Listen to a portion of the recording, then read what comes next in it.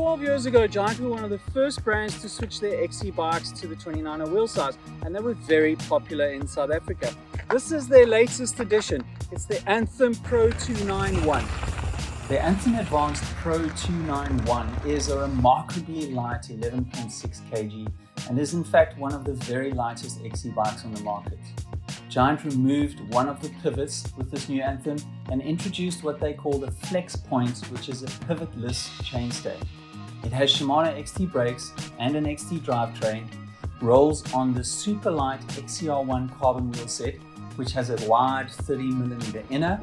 There's stout looking 35mm carbon bars, a 110mm Fox 34 step-cast fork with live valve technology, 100mm of rear travel is damped by the Fox Performance Elite shock, also with live valve technology, and this size large has a 150mm dropper. Of course, the geometry is contemporary with a slack 67.5 head angle and a steep 75.5 C-tube angle. At the heart of this beast is the Fox live valve electronic damping. Think of it as traditional suspension with sensors that switch from firm to open settings as the terrain demands. Fox says that in a single second, the live valve can adjust the compression by up to 1,000 times. That's 100 times faster than the blink of an eye. When you're riding, the default setting is firm, which isn't fully locked, by the way. This gives you an efficient pedaling platform. When bumps are encountered, the sensors open the front and rear compression independently to smooth out the trail. Of course, the sensitivity of the suspension is fully adjustable through an app, so you can tweak it to suit your racing conditions. The real upside of this technology comes in when your heart rate is through the roof. Live valve thinks for you and selects the most efficient suspension mode so you can keep on trucking. So it's my third ride out on the bike, and what I've discovered about this live valve from Fox is there's actually so many options and so much tunability within it, which I think is going to suit a lot of riders. For those of you who go for the set and forget, this is actually also a great system for you, because you can find that average setting that works on most of the trails you ride and most of the courses you're racing on and just set and forget. But those of you who like to forever tinker, and those of you who understand when I say there's no end game to forever tinkering, this is a great system for you because it's probably got more setup options than any other bike that I know of out there.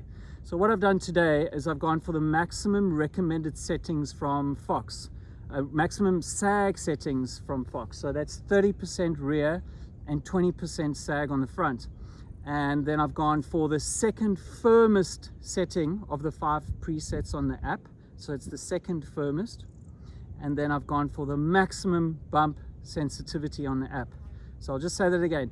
I've gone as soft as possible with pressures. So I'm on the maximum maximum sag, 30% rear, 20 front.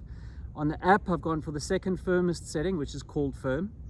And then I've gone for maximum bump sensitivity. So what that does is made the ride almost, I'd describe it as almost like fully rigid when you're JRAing, when you're just riding along and there's no bumps around. But when you do hit small bumps and any size bump, the live valve and the sensors are set on the most sensitive, so they react quickly, and they put you into a lot of travel for all the bumps, small bumps, medium bumps, big bumps. And I think that's it's quite an interesting ride setting. It's a setting that I think would be very useful for racers, because I think it's going to be the biggest fatigue fighter, because it's very sensitive to bumps, but also super efficient on those long hauls, big climbs, whatever it is you're finding on your racetracks. So I've got a 3K segment. There's about 100 meters of climbing. The current comm is 922. The track is 100% single track. It's extremely rough, rocky, techy, super gnarly. The challenges on the track are, I guess, it's super loose. It's very loose over hard packed terrain. So I think it's very dry as well. So traction is going to be an issue. That's cornering traction, but also climbing traction. So that's going to be an issue. It's going to be difficult to find a rhythm because it's super rough, super rocky. And then lastly, most of the climbing's in the last 30% of that 9-odd minute segment, so you're going to be really, really tired at the end. So like the objectives, what I want to achieve or what I want to find out is I want to get my heart rate up and feel how efficient the bike is when I'm at my 100%. It's like, you know, when you're on the rivet, an absolutely flat box, you start to notice every little thing that you feel is eating some of your efficiency and adding to the fatigue. And then also it's a bit of a personal challenge to get this calm back. Right, let's have some fun.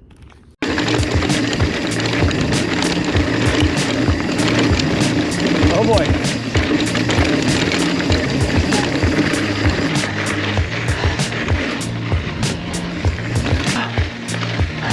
Absolutely hammered.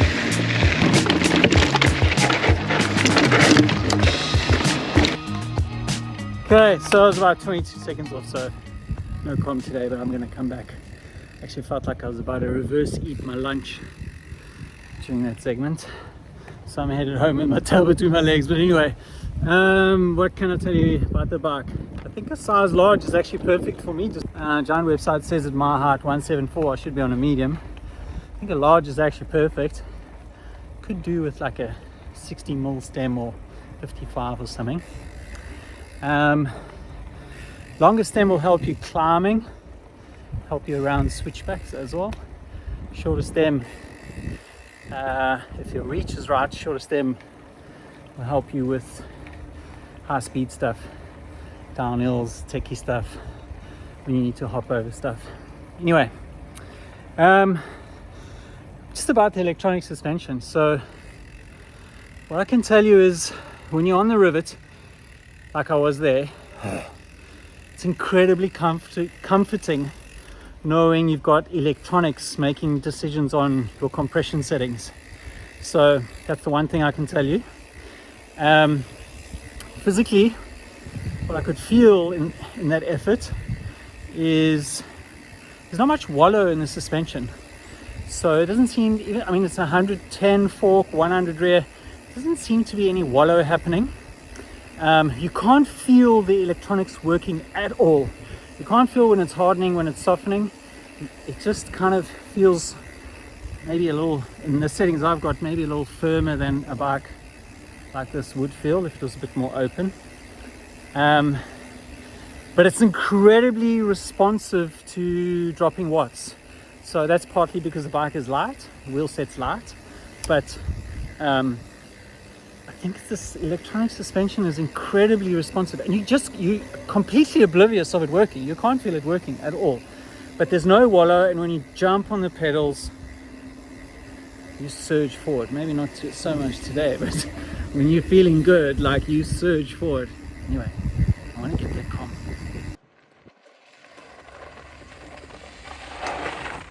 So then, 3 things I really like about the new Anthem. The live valve electronic suspension. I absolutely love it. It has a broad range of adjustability. It's marginal, but there definitely are gains. And the peace of mind knowing when you're on the rivet that the electronics are operating your lockout for you is very valuable. The second thing is the fast wheels. The hubs have DD Swiss internals. It's a hookless bead technology which improves strength, and they only weigh 1500 grams. Lastly, this as a package, this is an extremely efficient bike.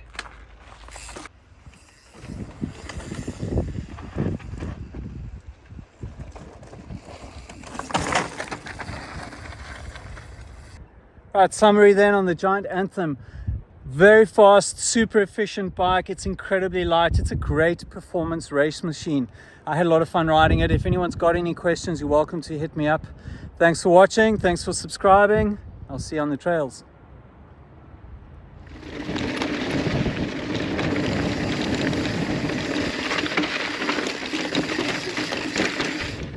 Isn't there something just incredibly fun about getting on a bicycle and going as fast as you possibly can? I think it's just amazing. It's just so much fun. Anyway, had to have another crack at that segment. The bike's going back tomorrow. It's Friday afternoon.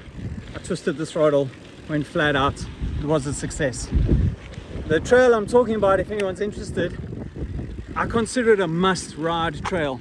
It traverses Lion's Head from north to south. It's one piece of single track.